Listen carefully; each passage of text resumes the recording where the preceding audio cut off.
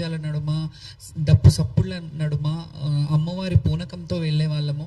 ఎక్కడికక్కడ నిర్బంధనం మెల్లిగా మెల్లిగా మెల్లిగా, అంటే ఇది ఒక టార్గెటెడ్ విషయంలాగా జరిగినట్టు అనిపించింది నాకు. ఎందుకంటే ఇందులో జరిగిన తప్పిదం ఏంటంటే, మాకు యాక్చువల్లీ పోలీస్ డిపార్ట్మెంట్ నుంచి ముందుగా ఒకరోజు ముందు కాల్ చేశారు. వెళ్ళాం, మీటింగ్కి రమ్మనంటే వెళ్ళాం. వెళ్ళి వాళ్ళు చెప్పిన టైమింగే, మీరు లక్షలాది మంది వస్తారు, ఈ లక్షలాది మందికి ఇబ్బంది కావద్దంటే మీరు ఈ టైంలో రండమ్మా, మీకు ఏ ఇబ్బంది ఉండదు, మిమ్మల్ని సాఫీగా పంపిస్తాము. మోరోవర్ అందులో ఇంకో మాట చెప్పింది ఏంటంటే, హామీ ఇచ్చింది, ఇది కూడా వీడియోలు ఉన్నాయి, నేను పెడతాను ఇవి.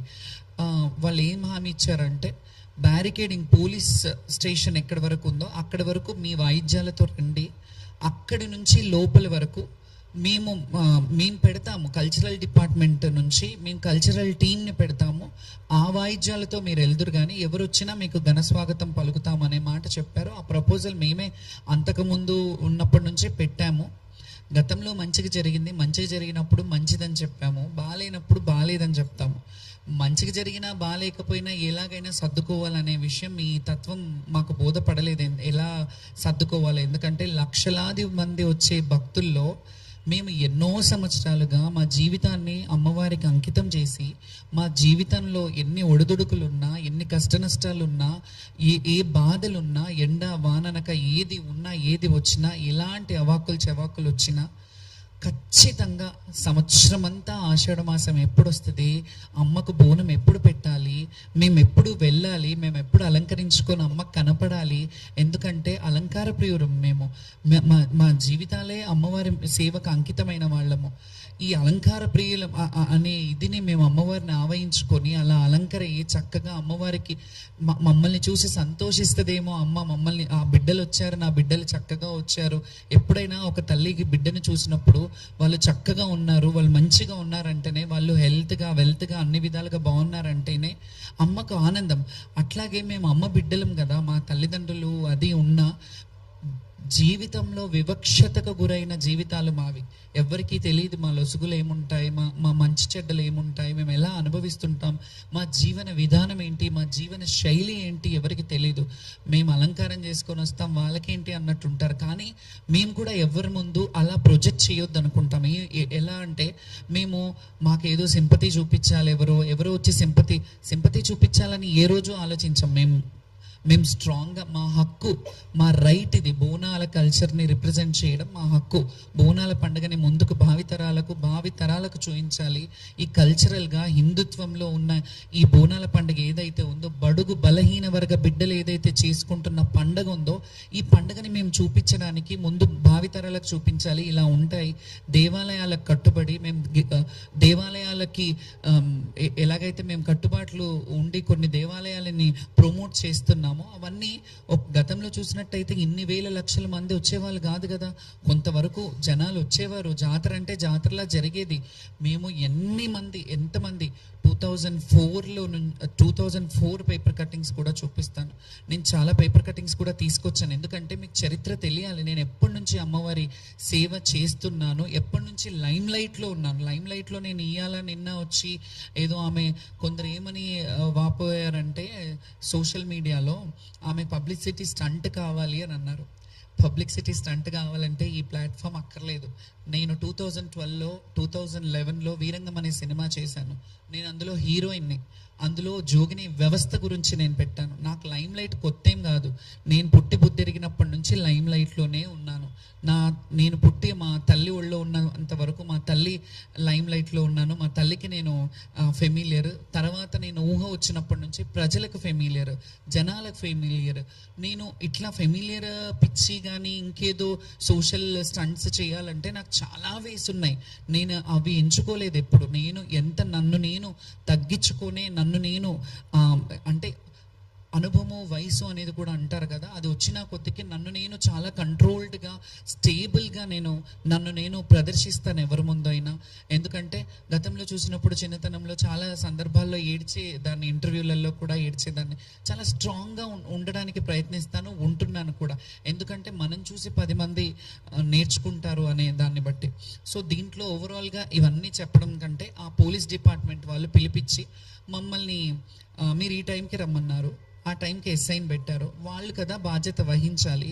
పోలీసుల మీద మేము ఇట్లా ఎందుకు చేశారు, మీరు ఇది కరెక్ట్ కాదు కదా అని అన్నాము. నెక్స్ట్ డే బోనాలు పడిపోయిన వాళ్ళే, కొందరు బోనాలు పడిపోయినాయి అని చెప్పారు. ఇందులో ఓవరాల్గా మాకు ఇంకా మనసు నొచ్చుకున్న బాధ ఏంటంటే, కొంతమంది ఈ అపోహలు పెట్టి కొంతమంది ఏవైతే చేస్తున్నారో ఆ చర్యలు కావాలని చేస్తున్నారనే డౌట్ కూడా నాకు వస్తుంది. కొందరు మరి అది అధికారంలో ఉన్న వాళ్ళు చేస్తున్నారా, వేరే వాళ్ళు చేస్తున్నారా అనే డౌట్ నాకు కూడా వస్తుంది. మీకు ఎట్లా డౌట్ వస్తుందో నేను కూడా డౌట్ పడే హక్కు నాకుంది. ఎందుకంటే కొంతమంది జోగినీలను తీసుకొని కొన్ని సోషల్ మీడియాలు దుష్ప్రచారంలో చేతులు కడుక్కొని ఉన్నారు. ఎందుకంటే నేను స్పృహ తప్పిపోయాను, ఆమె స్పృహ తప్పిందంతా డ్రామా, యాక్టింగ్ చేస్తుందేమో, అట్లా ఇట్లా పడిపోయి మళ్ళీ లేచి మాట్లాడుతుంది అని అంటే, నేను అక్కడ చచ్చిపోలేదు, స్పృహ మాత్రమే తప్పాను. నాకు మంచినీళ్ళు తాగిపించారు, నాకు వాటర్ తాగిపించారు. యాక్చువల్లీ ఇంకొక విషయం చెప్తున్నాను. నేను ఈ క్వశ్చన్లన్నీ జనాలు తెలియాలని నేను ఈ ప్రెస్ మీట్ పెట్టాను. ఇవన్నీ చెప్తున్నారు కదా, నేను స్పృహ తప్పిపోయినాను కదా, నా డ్రామా అన్నప్పుడు అట్లీస్ట్ అక్కడ ఒక మెడికల్ క్యాంప్ ఉంటుంది కదా, మెడికల్ క్యాంప్ రావాలి కదా నాకు నీళ్ళు ఇవ్వడం. సరే పడిపోయాను, డ్రామా చేశాను, పక్కకి తీయడానికైనా రావాలి కదా, ఎవరైనా రావాలి కదా. పోలీసు వాళ్ళు బోనం అక్కడ కొంతమంది శివశక్తులు వచ్చారు. మేము కూర్చున్న దగ్గర అక్కడ మామూలుగా వాపోతున్నాం, చాలామంది బోనాలు పడిపోయాయి. చాలామంది మీ మీడియాకు కూడా తెలుసు, మీడియాను కూడా కొన్ని ప్లేసెస్లోకి ఎంటర్ అవ్వనివ్వలేదు. మీ అందరికీ తెలిసిన విషయంలో ఇంట్లో నన్ను ఒక్కదాన్ని అంటే అన్నారేమో, వీళ్ళందరూ డ్రామా చేస్తున్నారా, అక్కడ కింద పడిపోయిన వాళ్ళు, బోనం పడిపోయి ఏడుస్తున్న వాళ్ళు, వీళ్ళందరూ డ్రామాలు చేస్తున్నారా? ఫస్ట్ ఈ డ్రామా అనే మాట కూడా నేను చాలా తీవ్రంగా ఖండిస్తున్నాను. ఎవరైతే అన్నారో, కొన్ని యూట్యూబ్ ఛానల్లో ఎవరైతే పెట్టారో సోషల్ మీడియా వాళ్ళు జర్నలిస్టులు కాదు. మీరు జర్నలిజం చేశారా? మీరు జర్నలిస్ట్లా? మా వ్యక్తిగత బౌన్సర్లు ఎందుకు అనే ఒక క్వశ్చన్ రేజ్ చేశారు ఒక ఛానల్లో. ఆ ఛానల్ ఏదో కూడా నేను చెప్తాను, ఆ వ్యక్తులు ఎవరో కూడా చెప్తాను. ముందుగా నేను చెప్పే ముందు మీకు అర్థం కావాలని చెప్తున్నాను. అందులో బౌన్సర్లు ఎందుకు, ఈమెకు బౌన్సర్లు అవసరమా, అయినా శివశక్తులు జోగినీలకి బౌన్సర్లు అవసరమా అంటే అవసరమే. ఎందుకో చెప్పనా, లక్షలాది మంది మన్నలను, లక్షలాది మంది ప్రేమను సంపాదించుకున్న మేము, కొంతమంది చెడుగా ఉంటారు, కొందరు మంచిగా ఉంటారు. అందులో ఎక్కడ కూడా అపశృతి జరగొద్దు. మేము బోనాలు తీసుకెళ్లేటప్పుడు తెలియక కూడా అత్యుత్సాహంతో, అతి ప్రేమతో వాళ్ళు మా మీదికి పడి ఫోటోలు దిగాలని, ఫోటోల కోసం ఎగబడుతుంటారు. ఈ విషయం మీ అందరికీ తెలిసిందే, మీడియా వాళ్ళకి. ఎందుకంటే మిమ్మల్ని కూడా తోసేసిన సందర్భాలు ఉన్నారు. మీరు కూడా చాలామంది నా బోనానికి కింద పడ్డ సందర్భాలు చాలా ఉన్నాయి. సో ఆ బౌన్సర్లను పెట్టుకున్నారంటే ఆ బోనం పడొద్దు, బోనం భంగం కావద్దు అని చెప్పి ఈ కల్చర్ని భ్రష్టు పట్టియొద్దు, కల్చర్ని రిప్రజెంటేషన్. నేను అమ్మకి 365 రోజులు మనకు అన్నం పెట్టే అమ్మకి మనం ఒక రోజు బోనం చేస్తున్నామంటే అది పవిత్రంగా తీసుకెళ్లాలని ఒక్క పొద్దుతో, ఉపవాసంతో మేము వెళ్ళి అమ్మవారికి నైవేద్యం ఆటపాటలతో, డప్పు చప్పుళ్లతో ఇవన్నీ వెళ్ళి మేము ప్రజెంట్ చేయడం జరుగుతుంది. డబ్బులు గవర్నమెంట్ పెట్టట్లేదు, మా సొంత డబ్బులు. మేము అలంకరించుకునే అలంకారం మా సొంత డబ్బులు, మేము వేసుకునే పూలదండలు మా సొంత డబ్బులు, మేము పెట్టుకునే బౌన్సెస్ కూడా మా సొంత డబ్బులతో, మా వ్యక్తిగత డబ్బులతో మేము ఖర్చు పెట్టుకుంటాం. ఎందుకంటే కల్చర్ని రిప్రజెంట్ చేయడం మాత్రమే మాకు తెలుసు. కల్చర్ని రిప్రజెంట్ చేయాలి, మేము బోనాలు తీసుకెళ్ళాలి, అమ్మని, తల్లిని చూడాలి. సంవత్సరం అంతా ఎదురు చూసే ఘట్టం ఏదైతే ఉంటుందో, ఆ సికింద్రాబాద్ ఉజ్జయిని మహంకాళి కావచ్చు, ఎల్లమ్మ బల్కంపేట ఎల్లమ్మ కావచ్చు, ఏడుపాయల దుర్గమ్మ కావచ్చు, కొమరవెల్లి మల్లికార్జున స్వామి కావచ్చు, ఐలవేణి కావచ్చు, మేడారం సమ్మక్క సారక్క జాతర కావచ్చు, అక్కడ అన్ని వేలాది లక్షలాది మంది శివశక్తులు, భక్తులు అందరూ వెళ్ళడంలో, శివశక్తులు కొంత ప్రత్యేకమైన అలంకారాల్లో ఉండడంలో తప్పే ఉంది. మేము ఇట్లా రెడీ అవుతారు, ఒక ఆడవాళ్ళు ఒక వ్యక్తిగత ఇదిని, మీరు డ్రెస్సింగ్ని, లేకపోతే మేము రెడీ అయ్యే విధానాన్ని మీరు బయట వేరేగా పోర్ట్రేట్ చేస్తున్నప్పుడు మీకు కొంచెం కూడా సిగ్గు అనిపించట్లేదా? అట్లా ఒక వ్యక్తిని మీరు అంటే బట్టల దుస్తుల రూపంలో కానీ, లేకపోతే ఇంకా మా వేషధారణ రూపంలో డీగ్రేడ్ చేయడం కాదా ఇది? డిగ్రేడ్ చేయడం, మమ్మల్ని తక్కువ చేసి మీ హేళన చేయడం కాదా ఇది? మా వస్త్రధారణ మీద మీరు అట్లా హేళ చేయడం అదొకటి. ఇంకొకటి, అందులో కొంతమంది పోలీసుల హడావిడి జరిగింది, పోలీసుల గొడవలు జరిగినాయి. నెక్స్ట్ డే మమ్మల్ని పంపించేశారు. బోనము వేరే కొంతమంది జోగినీళ్ళు మేము అక్కడ కూర్చున్నప్పుడు వచ్చేసి గబగబల్ని ఏమైందో తెలియదు మాకు, మేము వచ్చేసినాము, వాళ్ళు కూర్చునేసరికి బోనం ఎక్కించాం. కొంచెమన్నా బుద్ధుంది మాట్లాడుతున్నారా మీరు? శివశక్తులకి ఈ మాట చెప్తున్నాను. నేను ఏ రోజు కూడా ఇవన్నీ పక్కన పెడితే, నేను ప్రభుత్వంతో కొట్లాడానా ఇవన్నీ కొట్లాడానా పక్కన పెడితే, నేను డైరెక్ట్ క్వశ్చన్ ఒక శివశక్తులకు వేస్తున్నాను ఈ సవాలు. ఇన్ని రోజులు శివశక్తులకు మేము ఏదైతే చేస్తున్నామో, శివశక్తుల గురించి పోరాడుతున్నామో, ఏ రోజు నా గురించి పోరాడలేదు. నా గురించి ఒక్కదాని గురించి అయితే నాకు గ్రీన్ కార్పెట్ కాదు, 7 కలర్స్ ఆల్ కలర్స్ కార్పెట్లు వేసేస్తారు. నేను నా క్యాలిబర్ ఏంటో నాకు తెలుసు. కానీ నేను ఏ రోజు అలా అడగలే, మా శివశక్తులకు ఒక క్యూ లైన్ పెట్టండి, మా బోనాల వాళ్ళు ఇన్ని కిలోల బరువును ఎత్తుకొని ఉంటారు, మా బోనాలు ఎత్తుకునే శివశక్తులు బోనాల వాళ్ళు కానీ మహిళలు ఉంటారు, చిన్నపిల్లలతో వస్తుంటారు, చిన్నపిల్లల్ని బిడ్డలని చంటి బిడ్డలని ఇళ్లలో పెట్టి బోనం ఎత్తుకోవాలి, అమ్మకు ఆ రోజు బోనం చేయాలనే తపనతో చాలా వేలాది మంది భక్తులు వస్తుంటారు. వీళ్ళందరి గురించి నేను పోరాడితే మీరు ఈరోజు కొంతమంది శివశక్తులు పనిగట్టుకొని ఆమె పబ్లిసిటీ స్టంట్ చేసిందేమో, ఆమె మాకు ఈఓలు పిలిచారు, మాకు ఎండోమెంట్ వాళ్ళు పిలిచారు, ఈ ఆఫీసర్ రిసీవ్ చేసుకున్నాడు, ఆ ఆఫీసర్ రిసీవ్ చేసుకున్నారని చెప్తున్నారు కదా.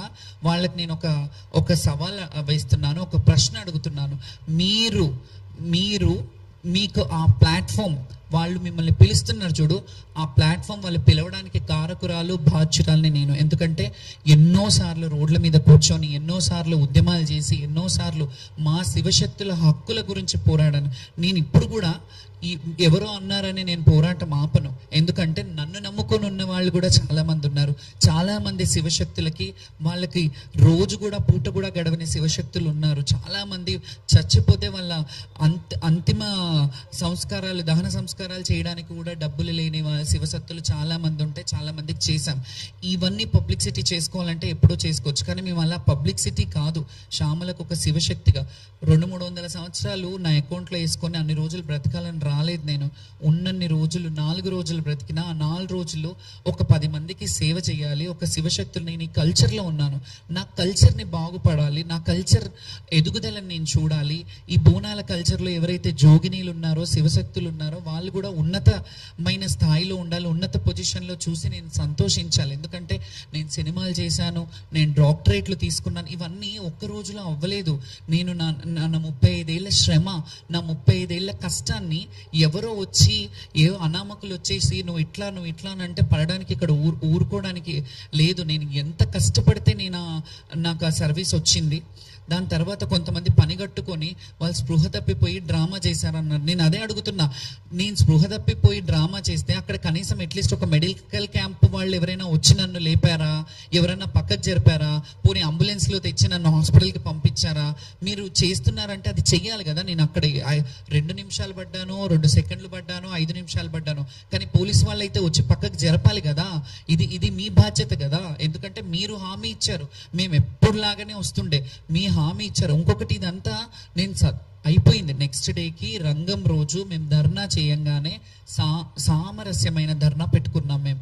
ఎందుకంటే రంగం జరుగుతున్న సమయంలో ఇబ్బంది పెట్టొద్దు అని మేము బయట నుంచి ప్రొటెస్ట్ చేశాం. ఆ ప్రొటెస్ట్కి పోలీసు వాళ్ళు, మంత్రి పొన్నం ప్రభాకర్ గారు, అలాగే శాసనసభ వర్యులు తలసాని శ్రీనివాస్ యాదవ్ గారు, వద్దమ్మా ఇట్లా ఇంకొకటి ఇందులో చెప్తాను, అమ్ముడు పోయారు మీరు అనే మాట కూడా కొందరు చెప్పారు. అది అమ్ముడు పోయినమనంటే ఎలా అడిగారంటే, మేము బయట ధర్నా చేశాము, ధర్నా చేయంగానే వద్దు మీరు అలా చేయకండి, బాగుండదు, మీరు రండి మాట్లాడుతున్నారని ఒక రాష్ట్రానికి సంబంధించిన మంత్రివర్యులు పిలిపిస్తే వాళ్ళని డిస్రెస్పెక్ట్ చేయాలా? నేను అక్కడే ఉండి, లేకపోతే వాళ్ళతో వెళ్ళి మాట్లాడి సంజయ్షికి వాళ్ళు మా సమస్యలు అడిగి పరిష్కరించాలని అని పిలిచినప్పుడు మేము మాట్లాడకుండా లేదు మీరే రండి అంటానా?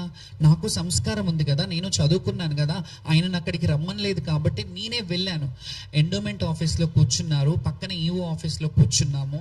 లోపల ఒక ఆఫీసర్, ఒక ఐపీఎస్ ఆఫీసర్ ఉన్నారు, మంత్రి గారు ఉన్నారు, మా ఎమ్మెల్యే గారు ఉన్నారు. వాళ్ళందరూ కొంతమంది జోగినీలతో శివశక్తులతో ఏం కావాలి మీకు అని అడిగారు. ఏం కావాలంటే ప్రతి ప్రతిసారి ఇదే గొడవలు ఏంటి సార్, మాకు కూడా రైట్స్ ఉన్నాయి, మేము ఎన్నో ఏళ్ళ నుంచి బోనాలు తెస్తున్నామంటే మీ రైట్స్ 100% ఉన్నాయమ్మా, ఏం చేస్తే బాగుంటుంది అని అన్నారు. నేను అన్నాను మా వాళ్ళల్లో కూడా ఇట్లా బోర్డు మెంబర్స్ ఎవరన్నా వేస్తే వాళ్ళైనా అట్లీస్ట్ మమ్మల్ని రిసీవ్ చేసుకుంటారు. ఒకరు మాలాంటి వాళ్ళు ఎవరన్నా ఇక్కడ టెంపుల్ దగ్గర ఎవరన్నా మా శివశక్తులకు సంబంధించిన వాళ్ళని వేసి ఉంటే